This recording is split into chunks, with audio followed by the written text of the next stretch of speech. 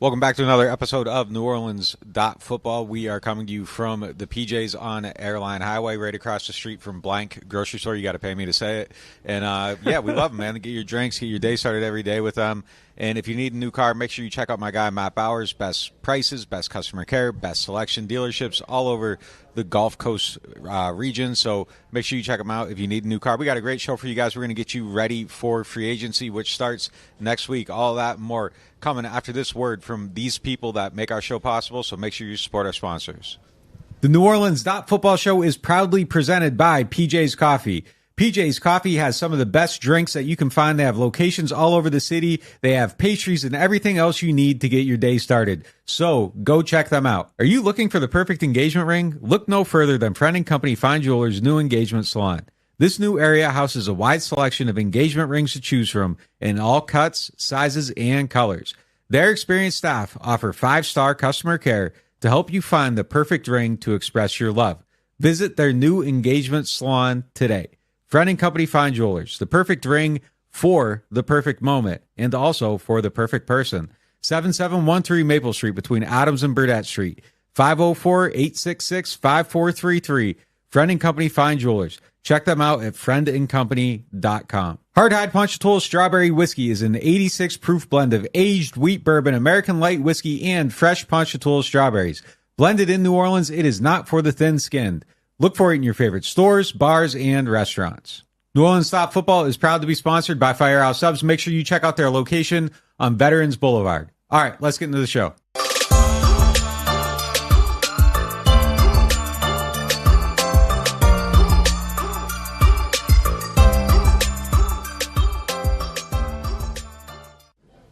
Let's get into our lead topic presented by Friend & Company Fine Jewelers, the official jewelers of the New Orleans Saints. If you are looking for an engagement ring, make sure you go check them out. They got rings in all kinds of different price categories, and they got the best quality that you can find. And while you're there, make sure you check out their fleur-de-lis earrings and necklace that are on your screen right now. They are priced at $1,100 for the earrings and $1,350 for the necklace. Tell them that NOF sent you. All right. How do we feel about the Tyrann Mathieu contract extension that got done yesterday? He acknowledged that he took a little bit off the top, meaning that he took a bit of a pay cut to stick around. He gets a second year added to that deal. It actually ends up coming out to about $7.5 million guaranteed on that, $5 million signing bonus, $1.5 million of this year's base salary. The whole deal is guaranteed, and then a $1 million roster bonus in year 2 of that, which becomes guaranteed 5 days after. He's not going to get cut in the next 4 days, so he's a shoo-in to get that. But yeah, it's an interesting deal. One that I don't think we were super surprised to see coming necessarily. It makes a lot of sense. I think he's been really consistent for the team, consistent in the locker room, consistent on the field. 7 interceptions over the last 2 years, a fumble recovery, or a forced fumble. He's been a playmaker for a team that needs probably more of them on the field. Yeah, hasn't missed a game in 2 years, despite being 31 years old. I mean, this is a pay cut. That did surprise me a little bit. He was due $9 million this year, which is above the new market value, which hasn't even been created yet for safeties, because everyone who has ever started at safety in the NFL just got cut this week. So the league has sort of decided all at once that they're going to just stop paying safeties much money. So I understand it. But usually I think in order to get a pay cut, you have to have a threat of cutting someone. And I would be a little surprised if the Saints were really willing to cut Tyrann Mathieu. They just cut Marcus May. So it's $9 million. He was supposed to get $9 million this year, so now it's $13.75 million over 2 years. It's almost like they added one more year to the deal at $4.75 million. So it's great value. I mean, like, if he was worth $9 million this year and he's worth half that next year, or if you want to say he's worth $7.5 million a year, I mean, it's really good for the Saints. And I believe Tyrann Mathieu when he said, look, he didn't want to fiddle around with, all right, send me back out on the open market, I'll negotiate. I mean, it took him until May before he signed that deal last time. He doesn't want to do that at this stage of his career. He's been really happy back home in New Orleans. He's been really important to this locker room. He cares about doing things in this community. He's constantly doing things in this community. So it wasn't about top dollar for him. It was about fit. And I think it's a great sign for the Saints, too. I mean, we kind of talked about this when they hired Clint Kubiak. Like, a lot of people are down on this team right now. If someone – this is like an endorsement from Tyrann to be like, yeah, I will instead of maximizing my potential value, I want to be here for a couple more years. And if this is the salary that we think is the right market value for me right now, I mean, it feels like a win-win. It really does. Now – we'll see. If he ages faster than we expect, maybe we'll be talking next year about, like Cam Jordan's deal last year. But at the time, I mean, this feels great for the Saints, I think. And he's been a great fit here. I'm really glad he's part of this team. Well, I got a hunch that, you said maximizing the value. I have a feeling when this safety market shakes out that Tyrann's going to be paid pretty well. I think that's probably going to be the situation there. And, I doubt that it was a situation where it's like, do this or we're going to cut you. But when someone calls you and says, hey, like, we need you to take a little bit less money, let's figure something out, there's an implied threat there. Like, it isn't necessarily like the easy way or the hard way, but it's implied a little bit. And I think he's practical enough to understand that, like, practical's a really good word. All these guys just got cut. Yeah. If I go hit the market along with all these guys, like, now I'm waiting for, all these people to sign. This market's going to get set this way. I have no control over my situation.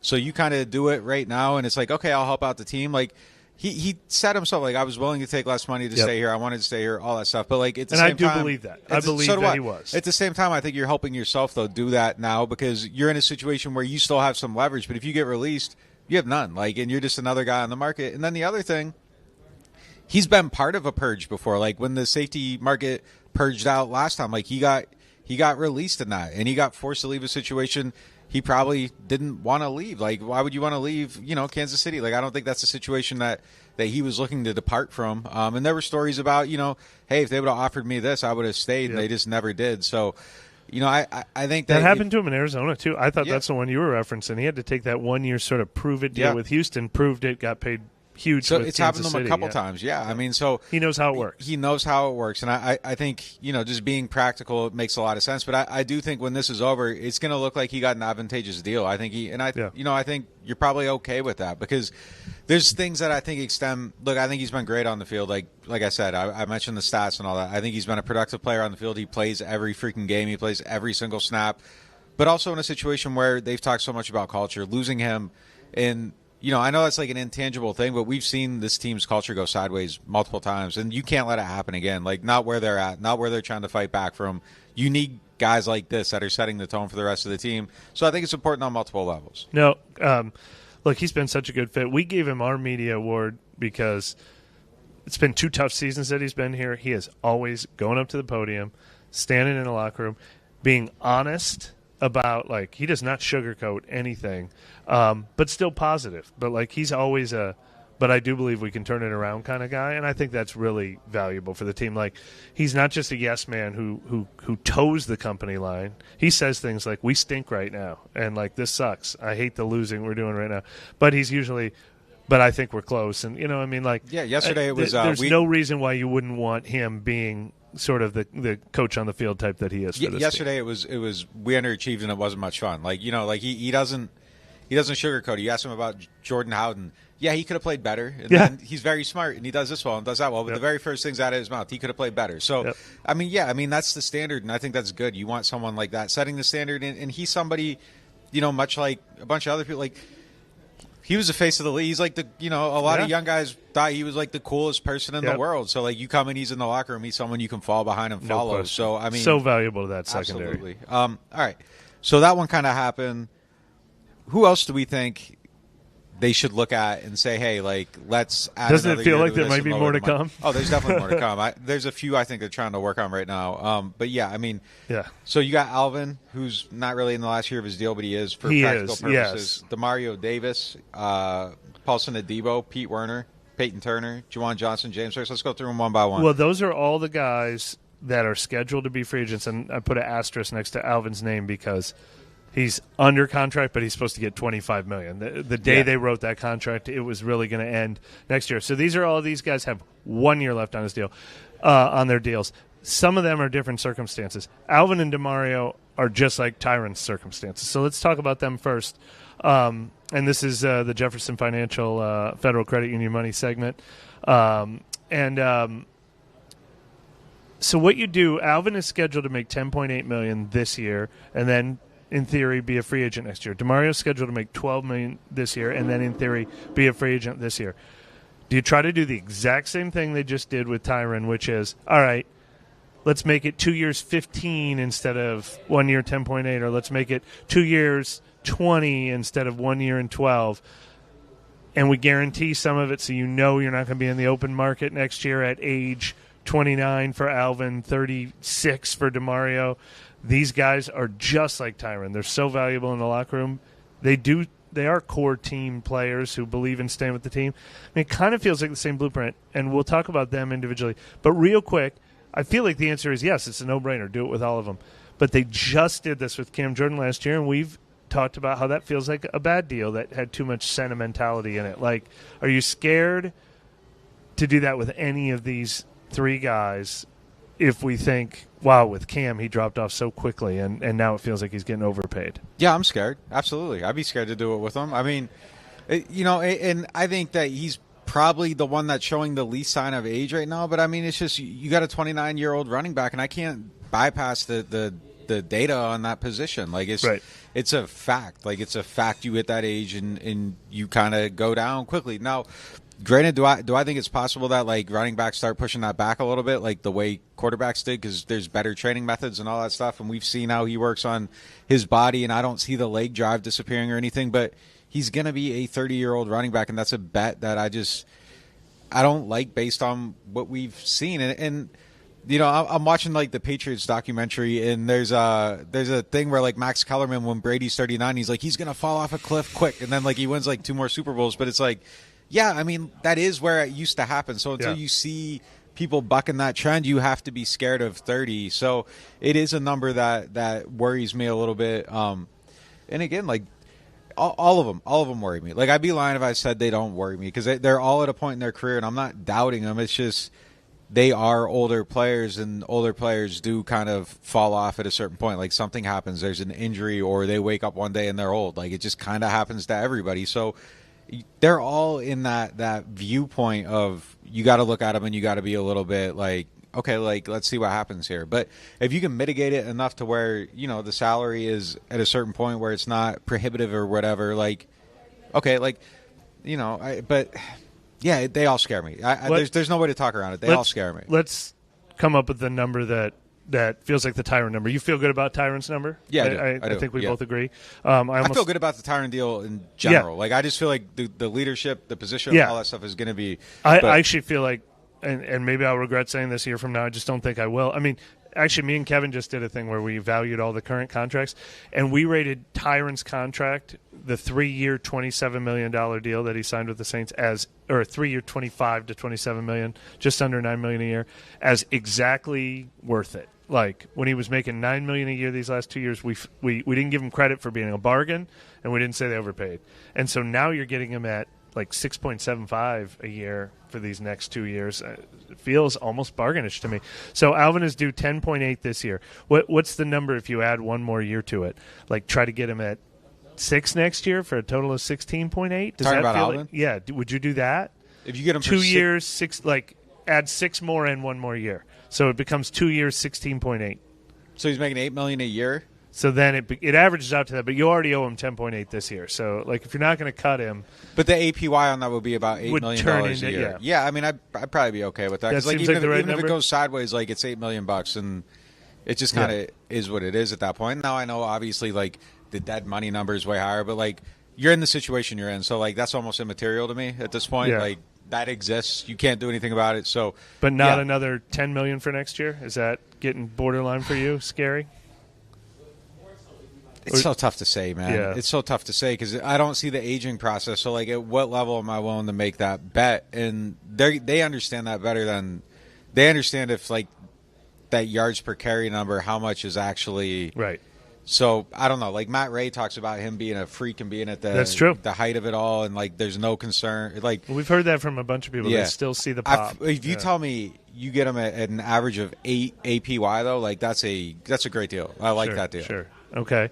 Demario, same thing. He's due 12 this year. You try to just get him at another year at 12? Does it have to be cheaper than that to add another year to it?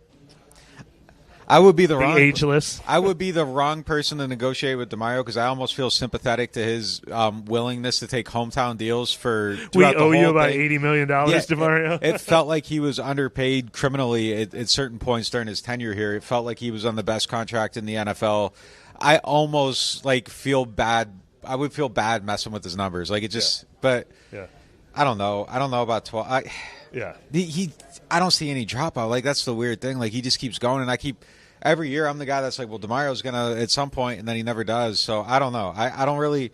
I think these are all incredibly difficult situations. But somewhere in that 10-ish, those would be wins if you get them for another year at less value that they're at now. Okay, these next guys are a different situation. Paulson Adebo, Pete Werner heading into the final year of their deals. Two of the cornerstones of this team on a team that does not have a lot of young cornerstones. We've seen them get these deals done in recent years. Last year they did it with Cesar Ruiz the first week of the season. The year before they did that with Eric McCoy the first week of the season. So they didn't have to worry about any franchise tags. They didn't have to worry about anything else. These are two guys you want to invest in more going forward, right? Yeah, but at what level do you pay Paulson? What level do you pay Paulson? Right. And does Paulson want to take the deal now? Because I think right now, top corners, Marshawn Lattimore's 19.5 per year is sixth in the NFL right now. It was, I think, third in the NFL when he signed it. Some guys have gone past it. So top corners in the NFL get $20 million plus. Paulson's not there yet. Does he bet on another year like last year where he gets into that $20 million range? If they're offering him $15 million a year, does he take that and say, that's good enough for me after I had one really, really standout year? And what is the point where the Saints get, feel like they're getting the bargain on it? I guess that he is a tough one. I could quickly end up being wrong on this, but Paulson kind of strikes me as a guy that's he understands value market, all that stuff. Yeah. I don't know that you're going to get him on a discount. This is one of the weird, one of the very, and I almost feel bad for what I'm about to say, but this is one of the very few situations where with a player, I'm almost you always want to be a year early. Yeah. You always want to be before the contract expires, you get the better deal, all that stuff. He's almost someone I want to see do it again. Especially at the level he just played at. And I'm not trying to doubt the man. I just want to see it again because it was so good that I don't know. I just want to see it again before I invest all that money. I couldn't agree more with you. Look, if you're in Paulson's corner and you truly believe he can do that again, I think one more year like last year, he becomes a $20 million corner. I really think he does. If I'm the Saints right now, maybe they're offering him $15 million a year, and maybe he has to think about that because if he shows unevenness, he was really good his first year, down year second year, great third year. If he took a step back, maybe people would think there's inconsistency. I don't know. It's really, really tough to gauge.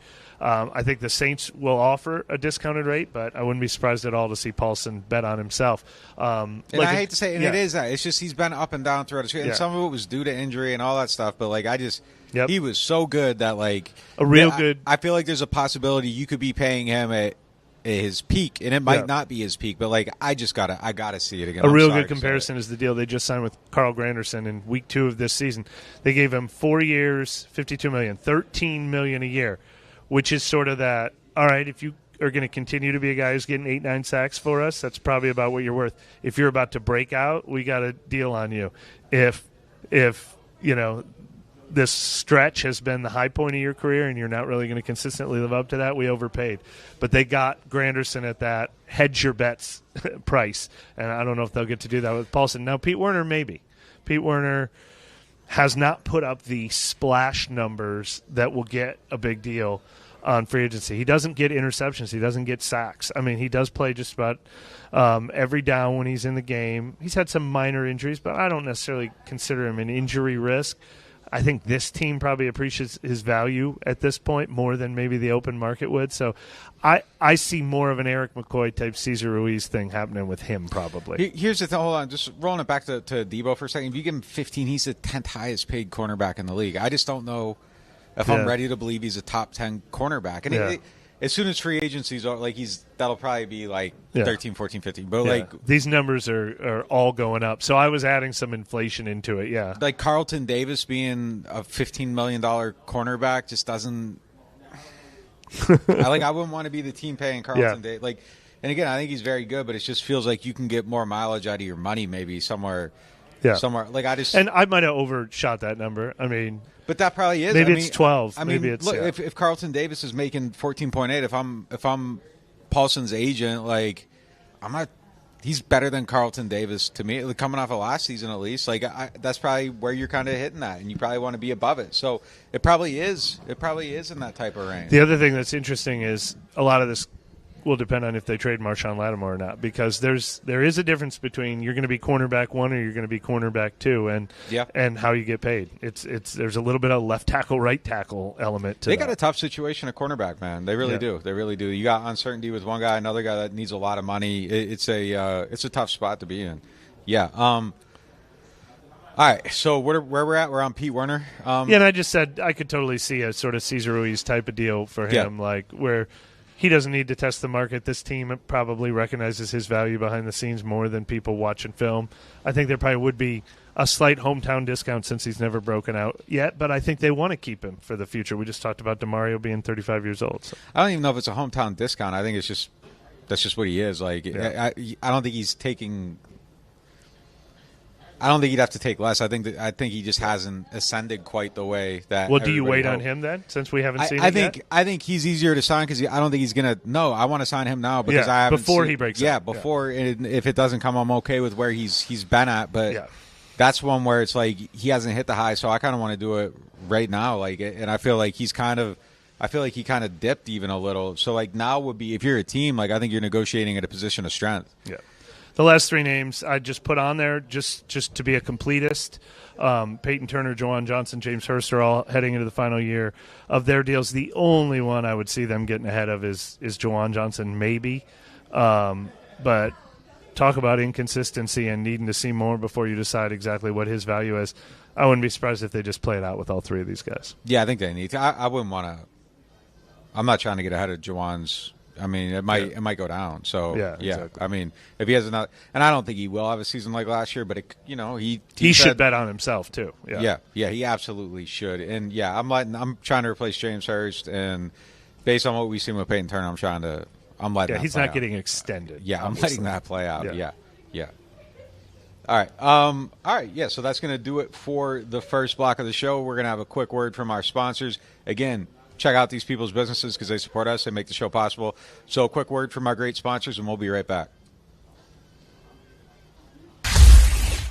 Are you tired of renting and ready to own your dream home? Contact Jefferson Financial Federal Credit Union, your trusted source for home loans. Our competitive rates and flexible terms can help make your home ownership dreams a reality. If you're a first-time home buyer or looking to refinance, our experienced lenders are here to help. Our online application process allows you to apply on your schedule. It's quick, easy, and convenient. Visit us online at jeffersonfinancial.org to learn more. Federally insured by NCUA, Equal Housing Lender. Martin Wine and Spirits is home to a selection of hand-picked barrel select bourbon, whiskeys, and much, much more. They are family owned and operated since 1946 and specialize in wine, spirits, gourmet food, gift baskets, catering, and tasting events. They have many locations, so they're never too far away. You can check them out in Metairie, New Orleans, Mandeville, and Baton Rouge, or if it's more convenient, you can always shop online. Whether you're a wine novice or a seasoned collector, you'll enjoy the Martin Wine and Spirit experience. All right, we're back here coming to you from PJ's on Airline Highway. Make sure you come and check them out and drive here in a car that you bought from Matt Bowers, the best car dealer in the entire United States of America, if you ask me. All right, our next segment is brought to you by Hardhide Ponchatoula Strawberry Whiskey. Don't have that on your drive to PJ's. Have that when you get home. Pick up a bottle though to go home. Like do whatever you got to do. But yeah, definitely do not drink and drive. We don't condone that around here. All right, but yeah, look, the Mike Thomas contract is something that everybody keeps talking about. Yeah. It became a loud topic. I'm going to let the loudness of that topic be discussed by other people. But the core of that contract, it seems to have caused a lot of confusion, which is confusing to me because we've been covering it for a year now, and it was always a one-year deal. You leave it to the Saints, though, yeah. Yeah. The thing that I think people aren't understanding about it is, like, semantically and practically speaking, they had to they're going to have to release him at the this week. Right. But this is a situation where this thing was written in a way where he was not Look coming at these back. bonuses that become guaranteed. He was not coming back here on that deal. So the way this would have had to work is the Saints come to Mike goes to the Saints, and they both decide to opt in together the same way you would way you would if you are a free agent, because you have to agree to go somewhere and play there. So Mike was a free agent. So semantically, there's going to be a situation where he gets on, put on the transaction where he's going to be quote unquote released, but like he was never signed for next season. Right. Because if they had kept him on the team for next season, here's what happens on the third day of the league year. March 16th, he's still on the team. He gets a $31.7 million roster bonus, plus a $28.7 million roster bonus, plus a $58.65 roster bonus, for a grand total of $119 million. That's less than half the cap. I mean, do you think he's worth it? $119 million. If Mike is on the team, he gets $119 million guaranteed. Yeah. Like, they have to cut that check. It's insanity. Right. He was never coming back on that. I don't care if he had 2019, the next 5 years. Like, you are not paying somebody $119 million for one season of playing couple wide talking receiver. points here. I don't blame anyone who is confused. We've covered the Saints for a long time, and I think we're pretty good at the math. Like, I think sometimes we take some guesses at what things mean, and we get some you're right. But it's very confusing. This reminds me of the Taysom Hill signed a 4-year, $120 million contract that became a big news story once. Jameis just signed a deal like this. The reason the Saints did this is because when they cut Michael Thomas, they can designate him as a June 1st cut and take his dead money. Because they did it this way, same thing with Jameis Winston. If they end up cutting Jameis Winston, they can designate it as a June 1st cut. That's why they did this instead of just plain making it a one-year deal. And I do feel for Michael Thomas in that he did that as a favor to the team. Now, they gave him a little money. They compensate these guys for reworking their deals this way. But Michael Thomas sees a headline, he's being cut. And he's like, I'm not being cut, I'm a free agent. So it's all semantics, but you understand why a player doesn't like the headline saying, I'm being cut. He's not being cut. He doesn't have a valid contract for this season. He's a free agent. So I understand where everyone is coming from. I understand where all the confusion comes from. But if you've listened to us over the last 12 months, we've said Michael Thomas is playing on a one-year deal. We've listed him with the free agents all along. Pretty much everyone who covers the Saints has listed him as a free agent to be, and he's being treated as such. Now, you can re-sign free agents. We were kind of surprised when he re-signed with the Saints last year. It's possible Jameis Winston re-signs with the Saints this year. In Mike's case, I don't think he's re-signing with the Saints. No, I mean, I'll confidently say that. Like, Mike wasn't coming back here. Like, Mike was ready to go somewhere else. I mean, that's just my feel of the situation. I don't think Mike was returning to the New Orleans Saints. Like, so the idea that, like, they're walking away, well, he's walking away from them too. Like, I think it's just both sides were down. There was no way this was coming back. Like, Mike's gonna go explore his options, and I think the Saints are too, and that's how it was gonna play out. But yeah, I think I totally understand the frustration from, like, if you dump your girlfriend and then someone's walking around saying you got dumped, like, most people are like, whoa, like, no, I dumped them. Like, that's kind of usually how that goes. And like, I get it. It's a situation though where it's just kind of like, it's clear that it's come to a stopping point. They are mutually breaking up in this case. Look, I feel for Mike. Like, Mike signed a 1-year prove it deal, and unfortunately he was unable to prove it because he got hurt. But like, when he was on the field, he was still commanding attention. He was still making plays. We saw him getting double teamed. He was a productive player, and I don't think that should be lost within the conversation. I think it's just kind of gotten so muddled on both sides that it's like, you got people that are like, he never got healthy. Well, he did get healthy, but like, he got hurt again on a pass that, took out his knee. Like, that happens. It just kind of happens sometimes.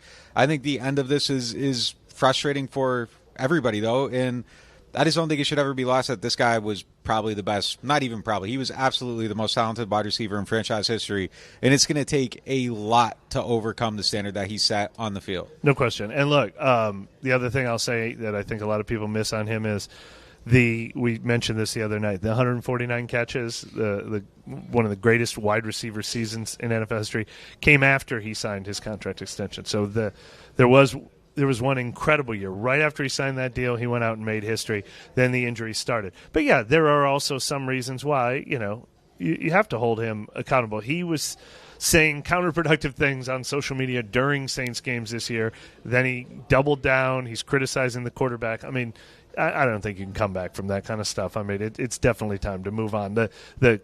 After his history, he should always be looked at. And we're going to vote him into the Saints Hall of Fame one day, and maybe it'll be like, water under the bridge. He'll come back. Look at what happened with Jimmy Graham. Jimmy Graham left, and there was tension between the team and Jimmy Graham, and now he feels like he wants to work for the team as a marketing sponsor. Maybe that'll happen. But at this particular time, it's time for the two sides to move on from each other, and I'm really, really curious to see where he winds up. I mean, if it's someone like Kansas City, I'd be fascinated.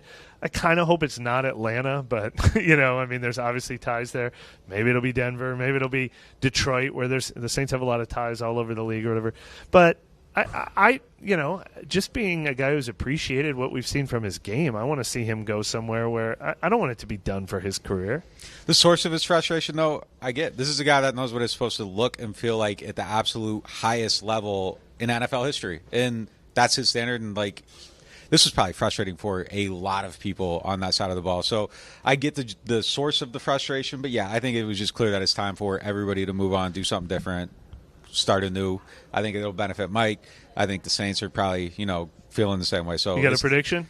Where's he going to be? No, I don't want to say anything. Yeah, I don't want to say anything yet. All right. Moving on, though, for us as well to the Martin's question of the day. Martin's is home to a wide selection of hand-picked barrel select bourbon, whiskeys, and more.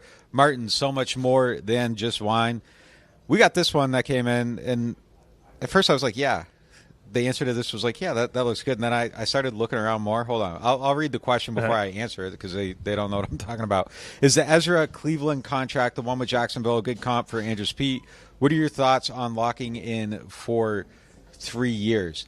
Here's what's interesting to me. Yeah, so that contract was 3 years worth up to $28.5 It's million. Basically 3 years, 24. I looked and Mike Florio, Pro Football Talk, put out the real numbers on the deal. It's basically $8 million a year for 3 years. There's some incentives in there. 2 years guaranteed. So let's call it a 2 year, $16 million deal. That's guaranteed. I felt okay about those numbers. I was like, yeah, that kind of makes some sense. And then I was looking and I was seeing what the PFF they project all the contracts.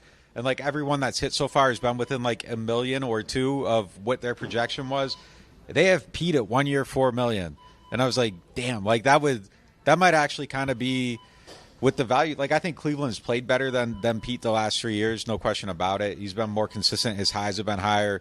Pete's just always kind of been, okay at best. And that really, this might be us looking at a guy that's been around, seeing what he was paid before, and maybe valuing him a little bit higher than the rest of the league will. And if the league is dictating his value, as opposed to the Saints kind of negotiating against them, their current contract, someone having leverage, he might be worth less than he was paid last year. Yeah, he made basically, speaking of deals that got ripped up and redone, he basically had a 1 year, $5.5 million deal last year.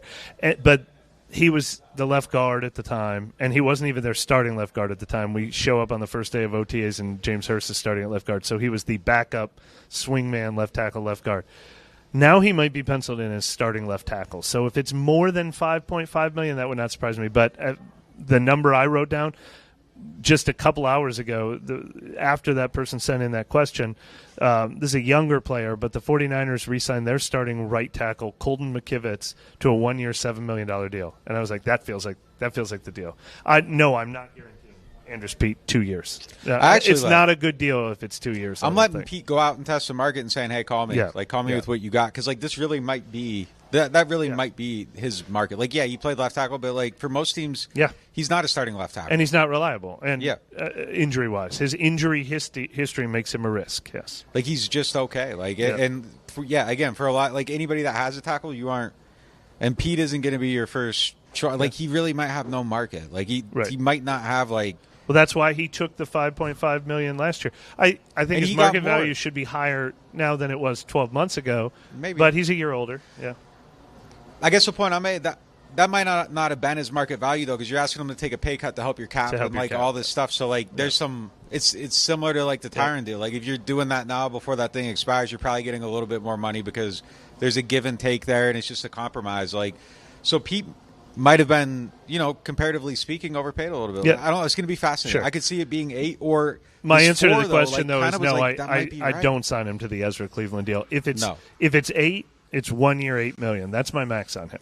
If I sign him, I'm trying to replace him in the draft anyhow if it's possible. Right. Like if things line up in a way where I can do that. Like, so I don't want to commit to him more than a year. And then he becomes part of the question that I asked on Wednesday night show, which is, does he fall into the same category of? I was like, should they resist the urge to sign Zadarius Smith to a 1-year deal or Kevin Zeitler to a 1-year deal? I mean, is Andrus Peat the same way? Why pay any 31-year-old guy who is a 1-year answer at anything $7 million because we should be looking toward the future? I'm not investing a lot. And Pete's interesting though. Gosh, he was so happy last year. He's like, this is the best year I've had in years. He was legitimately playing well. So something that feels like a win-win, re-upping at another 1 year, $5.5 million. I'd support that. Okay. All right. Our second question for Martins, presented by Martins. Does Rashid Shaheed return kicks and punts next year? Has he become too valuable to the offense to risk him there? And say, should they bring back somebody like Deontay Hardy to specialize in returns? I think he's your returner, and I think he should be your returner, and I don't take that away from him. I don't two know people that asked this question. Yeah. Two people asked this exact same question. I think because they see Deontay Hardy just got cut, and they're like, well, what would make him fit? I think I asked this question last summer. Is there any chance that Rashid Shaheed is too valuable to the offense that they take him away as kick returner? But the thing is, he's so special at it. He just got named as the Pro Bowl return man. He returned a punt for a touchdown. Is that what it was? Yep. A punt for a touchdown. He's one of the best in the league. And from what we know about these new kickoff rules that they're trying to put in place that we discussed on the show the other night, they think the returner is going to have even more value. Like, they're going to bring that back into the game, and they're going to lean on that even more. So I think he becomes even more valuable in that role. So what's interesting, though, is the new kickoff return rules might allow for 2 returners. And if Deontay Hardy's available at a veteran minimum price, it's not the craziest thing I ever heard that maybe see them next to each other back there. But I don't take Rashid Shaheed out of that role. If somebody is that – I get it. Like, Alvin Kamara is a great punt returner. They don't waste him in that role. Rashid Shaheed, Tyreek Hill is a great kick returner. They don't waste him in that role. Rashid Shaheed could theoretically get to that level, but for now, that's one of the positions where you're the best in the NFL. I don't think they're going to tinker with that. Yeah, I wouldn't take it away from him either. And, yeah, I agree with everything you just said there. I'm all for the Deontay Rashid dual returner chaos package. We'll see what they do in free agency, though. That kicks off fully pretty much on Monday, even though it's a tampering period. That is really effectively the first day of free agency. There'll be a lot of deals coming in. We'll have all your coverage on the Saints. Make sure you're locked into NewOrleans.Football, our website, all of our premium coverage. We got premium videos there, premium podcasts, stuff just for our members, all of our news and analysis. Use the code NOF to save 20% on your first payment. Get all the free agency news and everything all throughout the season, draft, all that. We're just getting started with the off-season coverage, really. So make sure you're locked in, and we'll see you Monday night with another show live on YouTube at 7.